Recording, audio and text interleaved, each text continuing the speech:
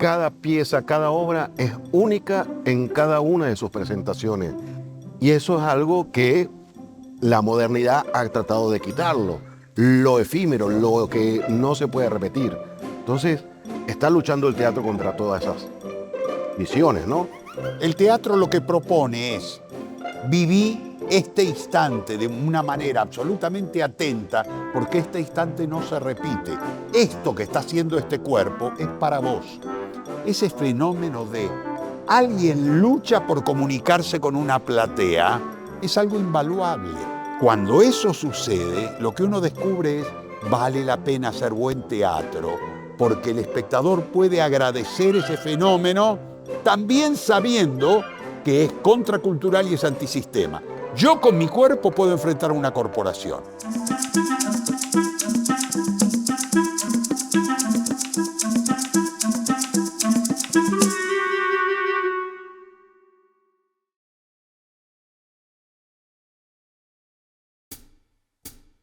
¡18 años la tuve en barbecho!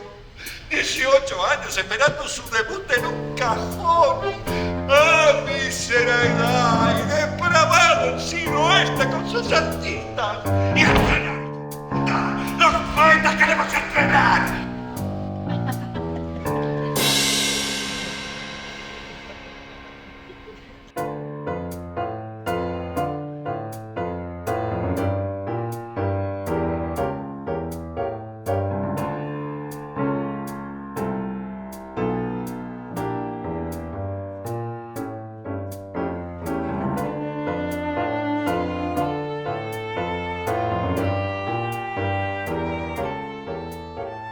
Mauricio Cartun, qué placer tenerte en Caracas. Muchas gracias, y el placer es mío. De eso estábamos hablando antes que la claqueta nos indicara que tenemos que empezar. Y más placer todavía que estés en la forma del libro, porque vamos a hablar de muchas cosas que tienen que ver con esto de los libros, que tienen que ver con tu formación. Bueno, la verdad que podemos invitar al público a que vea el documental Cartun, El año de Salomé. Tal cual. Que es realmente extraordinario todo lo que, Muchas gracias. lo que ahí cuentas, cómo lo cuentan. Extraordinario lo de los directores que tuvieron 2 años contigo. ¿Cuánto fue que tuvieron? Sí, claro. 2 años sí, contigo para hacer un documental. Sí, estuvieron allí trabajando y nada, me acompañaban a todos lados. Muy bien, te invadieron. Me Realmente. invadieron. Con ganas, porque eran gente muy divertida. Entonces Qué bueno. valía la pena hacerlo. Qué bueno.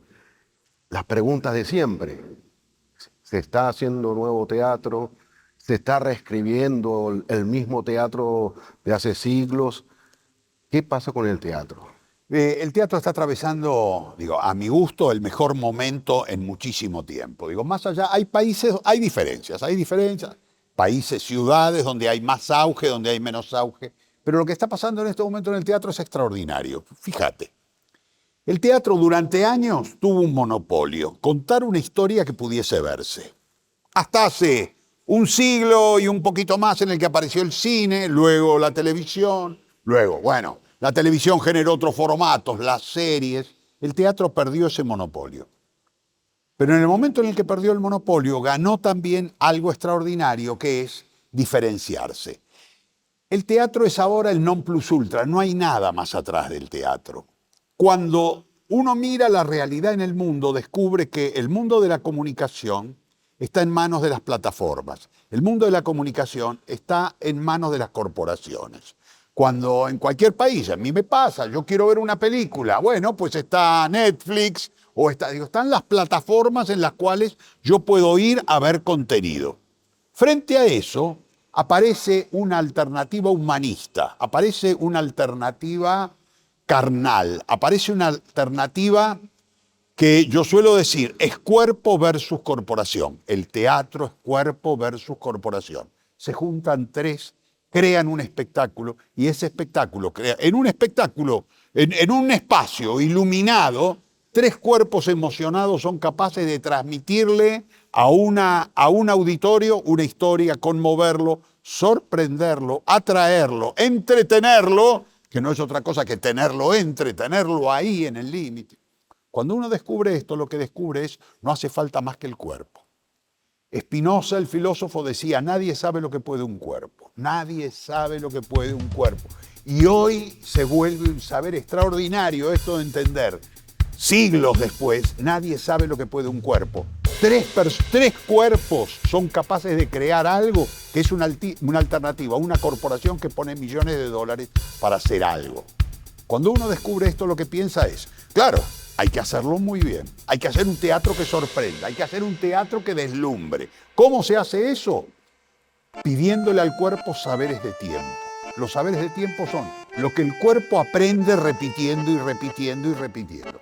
Cuando esto se entiende, uno lo que entiende es, el actor puede ser extremadamente poderoso si acepta la posibilidad de ese desafío. Si no lo entiende, seguirá siendo un repetidor de letra y no pasará nada. Si acepta el desafío de ser otra cosa totalmente distinta, se vuelve arte contemporáneo.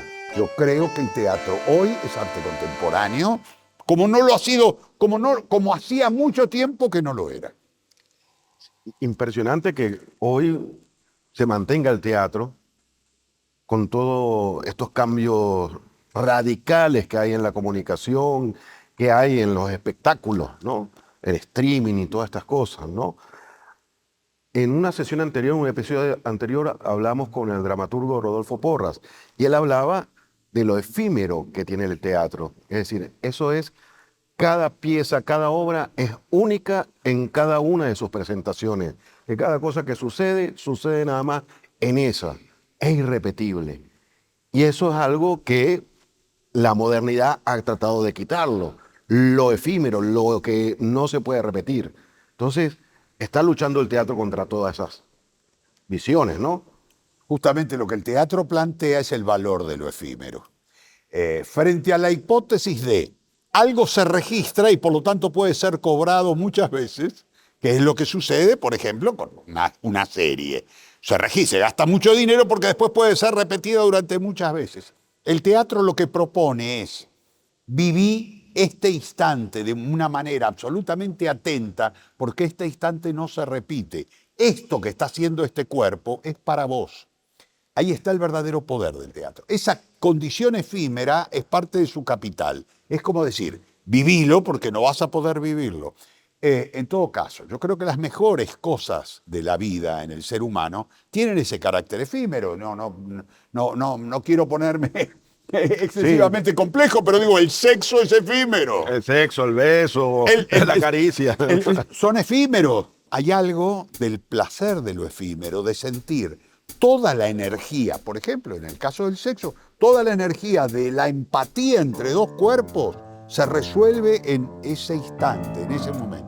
El valor de lo efímero, el teatro lo tiene. Ir a ver un espectáculo y disfrutar de esa hora y media que el teatro te propone. Y también sentir, lo están haciendo para mí. Me están sorprendiendo porque eso que están haciendo, lo están haciendo para mí. Bueno, acabamos de hacer la segunda función de la Viscómica en este teatro precioso. Nos fue muy bien con las dos, sin embargo los actores decían, bueno, ayer estábamos un poco temerosos, pero el público nos apoyaba. Hoy el público estaba un poco más difícil al principio, pero le pusimos mucha garra y al final el público compró ese fenómeno de alguien lucha por comunicarse con una platea. Es algo invaluable. Pues es algo invaluable cuando lo que hacen es bueno. Repito, pues si no uno corre el riesgo de estar valorizando el esfuerzo. El esfuerzo no vale nada, lo que vale es el resultado. Pero cuando eso sucede, lo que uno descubre es, vale la pena hacer buen teatro, porque el espectador puede agradecer ese fenómeno, también sabiendo que es contracultural y es antisistema. Que eso que está haciendo ese cuerpo, es decir, yo con mi cuerpo puedo enfrentar una corporación. Nosotros, ahí subidos, con unas ropitas viejas que tenemos, y unos baúles y unas cositas que tenemos, somos capaces de enfrentar a un auditorio y darle una hora y media de placer y de disfrute que en términos de una corporación costaría millones de dólares. Cuando uno descubre esto, empieza a pensar una vez más. El teatro, ese viejo ritual, tiene para muchos años por delante. Revisando parte de tu obra y algo que te has enfrentado en la literatura, que cuando escribes, cuando escribes una obra, hay unas referencias, hay unos mitos, hay unas tragedias que ya sucedieron y que las retomas para la actualidad. Sigues revisando esos mitos para ver qué es lo que hay en la actualidad, qué es lo que hay en tu obra. Sin parar. Sin parar. Sin parar, Raúl, porque, a ver, a veces se pierde de vista el mito es sabiduría encerrada en un relato. Algunos mitos se dejan de lado simplemente porque ya no representan algo de la cultura. Pero hay mitos que no terminan nunca. Hay mitos que vuelven a repetir la relación del hombre con el medio, la relación del hombre con el hombre, la relación del hombre con el espacio, la relación del hombre con lo infinito, con Dios. Esos mitos nos representan, no son otra cosa que inteligencia narrativa.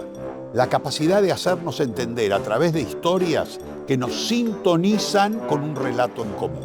Es el viejo narrador de la tribu que se sentaba y contaba una historia y todos se sentaban alrededor de escuchar esa historia y se proyectaban en esa historia. Entender esto es entender por qué necesitamos ficciones.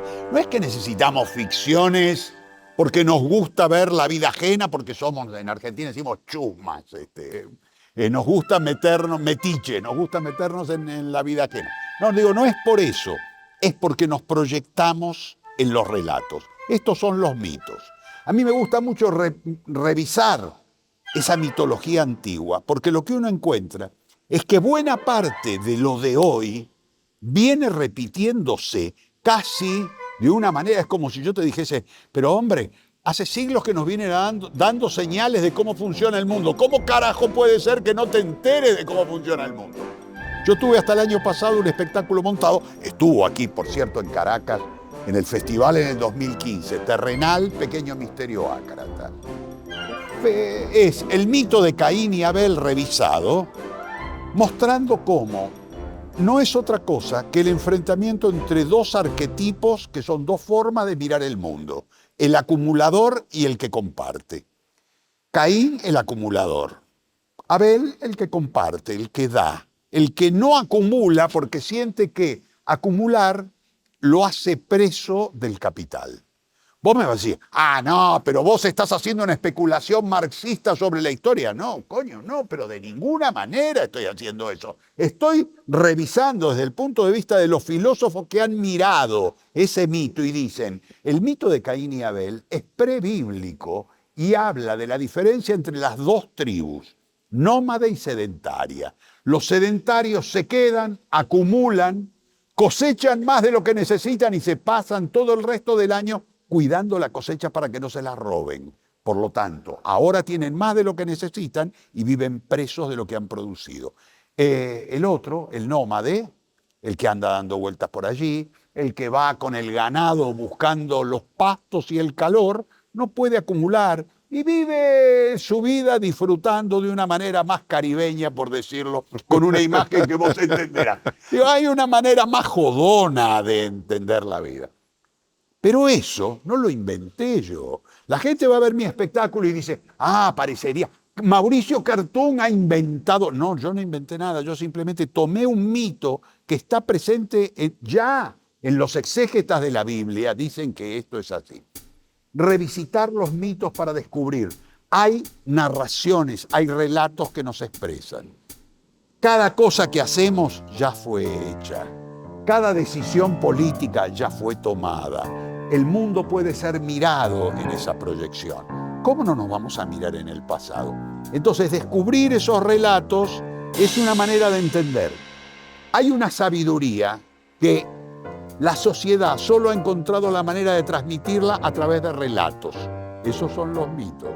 ¿Cómo vamos a ignorarlos? Si de alguna manera lo que nos están diciendo es, no sean ingenuos, carajo, miren ahí los relatos, ya ahí están los relatos, pueden descubrirlos. Ya esto pasó, fíjense, revisen. Ir al pasado, descubrir estos fenómenos poéticos, descubrir los acontecimientos y, como decía también, los mecanismos de cada uno de estos mitos, es también acercarnos a una experiencia que de otra manera se perdería. Es como decir, como pasó hace 4 siglos, yo no tengo idea porque yo hace 4 siglos no vivía. No vivía, pero quedó de hace 4 siglos ese mito que vuelve a repetir lo mismo. ¿Vale la pena vivir acumulando? En este caso estaríamos hablando de muchos más siglos que 4. Pero sí, ¿vale la pena vivir acumulando y quedar preso de lo que he acumulado? ¿O vale la pena disfrutar la vida como se pueda? En esa dialéctica, en ese enfrentamiento, este mito nos ilustra. De la misma manera, hay miles de mitos que uno puede encontrar. Claro. Y en Argentina hablábamos de Roberto Ar, que hay, algunos le decían que era el Dostoyevsky argentino, ¿no? Otros, cuando lo leen, es como si fuera escrito hoy mismo. Es decir, tiene una actualidad, Roberto Ar, cuando fue escrito a principios del siglo XX, prácticamente. Las aguafuertes, algunas son aguafuertes porteñas, otras son aguafuertes de donde él se encontraba además. Exactamente. Tenía esa capacidad. ¿Te seduce poder hacer algún texto sobre eso que él ha relatado? Me fascina a ver, yo ya he hecho un homenaje. Sí, le hiciste un ya homenaje. lo he hecho. Sí. Yo cuando voy atrás en los libros, y vamos a lo pertinente de este programa también. Qué bueno. Cuando yo voy atrás a los libros, lo que yo encuentro es que yo he sido siempre, toda mi vida he sido un lector obsesivo, lector de muchas horas de lectura y además ávido y goloso, de comprar libros que a veces leo 5 páginas y los dejo porque no era, es como probé un bombón y no era de lo que me gustaba. Y lo tiré. Pero cuando voy allá al pasado, aparecen 2 grandes escritores que fueron para mí una revelación. Horacio Quiroga, uruguayo radicado en la Argentina, y Roberto Ar. El universo de Roberto Ar a mí siempre me resultó muy perturbador. Con el paso del tiempo, hace 15 años atrás, estrené una obra que se llama La Madonita, que es una obra, sin ser un homenaje a Roberto Ar, yo te diría, lo es de manera inconsciente, porque todos los personajes vienen del universo de él. Son personajes artlianos y con problemáticas artlianas. Y escribí una obra que no tiene nada que ver con ningún argumento que haya escrito Roberto Ar, y sin embargo, cuando empecé, las primeras entrevistas que di sobre esa obra tuve que aclarar, esto es art en mi cabeza. Nosotros siempre decimos, en el teatro, el teatro es una máquina de la memoria, el teatro siempre está tomando algo que va para atrás. Lo que pasa es que a veces nos olvidamos de hacerle los créditos a aquello que hemos tomado atrás.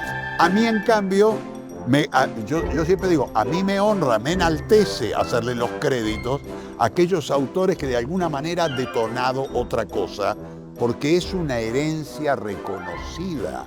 Uno se reconoce en la condición filial artística. Yo soy hijo de Roberto Ar. Mi escritura es hija de Roberto Ar. Y cuando a veces aparecen cosas, digo, por ejemplo, cierta pasión que yo tengo por algunos lenguajes anacrónicos, y a veces leo arte y digo, Roberto, estoy haciendo algo parecido a lo que vos hacías, Dostoyevsky de Buenos Aires. A mí me da mucho gusto hacer eso. Digo, insisto, yo no lo vivo como un homenaje, digo, lo vivo como una cuestión natural, casi genética. Alguien toma genes de otro y genera algo nuevo, pero no desconoce esa condición paternal. Y la verdad es que cuando uno reconoce a otros, está generando nuevas obras. Es una creación también. Hay quienes prefieren el plagio, ¿no? Lo que tú dices, que no dan el crédito, y al final termina siendo algo abominable más bien. Definitivamente. Pero bueno, y eso sucede mucho en esta época donde las redes sociales se han impuesto, entonces se han impuesto, bueno, esto de la inteligencia artificial. Claro. ¿Te sientes que pueda competir con una obra de teatro, con un dramaturgo, la inteligencia artificial? Cada cabeza creadora es distinta a la cabeza creadora de alguien que hace lo mismo. ¿Cómo digo? ¿Cómo la cabeza de un dramaturgo es diferente a la cabeza de otro dramaturgo y de otro y otro? Esa es la garantía que tenemos para enfrentar a la inteligencia artificial. La inteligencia artificial puede pensar en la cabeza del dramaturgo, lo que no puede pensar en las cabezas de los dramaturgos, siendo que cada una tiene un procedimiento diferente. Sería imposible. ¿Por qué? Porque hay tantas cabezas como dramaturgos. Eso de alguna manera nos permite un acto de originalidad. Que en algún momento la inteligencia artificial sea capaz de tomar esa multiplicidad, bueno, es posible. De todos modos, lo que nunca sería capaz es de trabajar sobre la improvisación de lo inmediato, lo que está pasando en ese mismo momento. Porque lo que necesita es algo que le cargaron hasta hace un minuto. Lo que está pasando en ese segundo mismo, la inteligencia artificial no lo tiene. La gran ventaja que tendremos siempre sobre la inteligencia artificial es nuestra capacidad de improvisación, que no es otra cosa que la posibilidad de trabajar sobre el segundo. Ellos trabajan sobre el minuto, nosotros sobre el presente. Esa diferencia va a ser siempre la que vamos a levantar como bandera. A ver, jodeme, a ver, vení, a ver qué es lo que podés hacer. Nunca podrás hacerlo porque lo que estamos haciendo nosotros, vos vas a necesitar cargarlo antes. La realidad es tan cambiante, el presente es tan variable, que esta condición es un valor de diferencia extraordinario. Y que ante una misma pregunta siempre va a tener una misma respuesta. En cambio, en diferentes va a haber muchas. Absolutamente, absolutamente. Porque también lo que va a entrar es la subjetividad, la condición de subjetividad, que eso es lo difícil de encontrar en la inteligencia artificial, que trabaja con un grado de objetividad. Digo, carga una serie de datos y lo que busca es ser objetivo sobre un mismo fenómeno. Nosotros lo que tenemos es una condición subjetiva. Esa condición subjetiva está influenciada por tantas cosas, por ejemplo, por cada uno de los momentos de tu vida, más cada una de las cosas que está pasando en ese segundo, más lo que ves alrededor. Es tan variable el fenómeno que el resultado va a ser siempre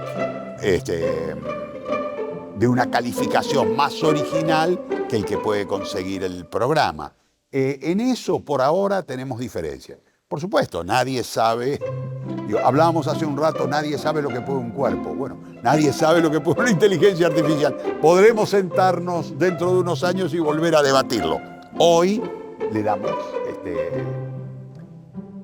pelea y le damos ventaja y le ganamos. Está muy bien.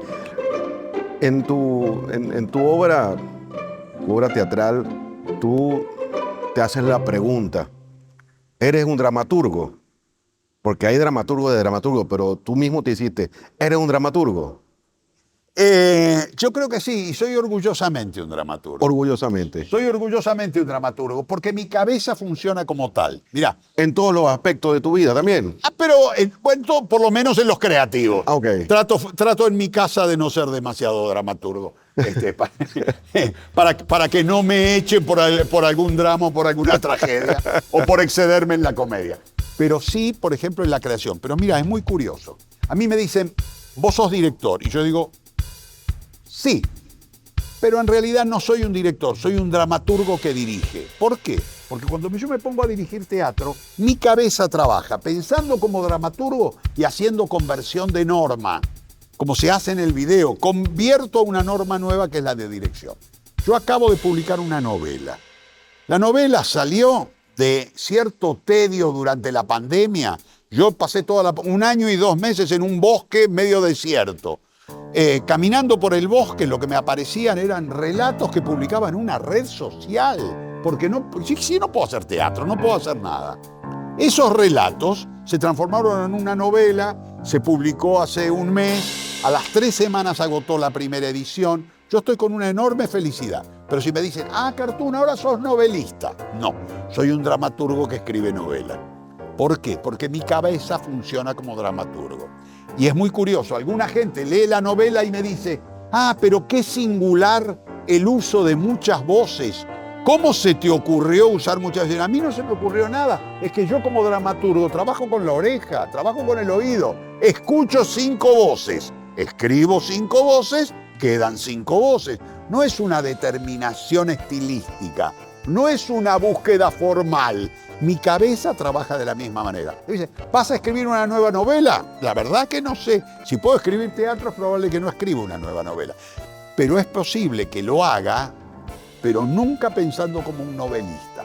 Yo no podría pensar. Mi cabeza funciona de otra manera. Orgullosamente dramaturgo.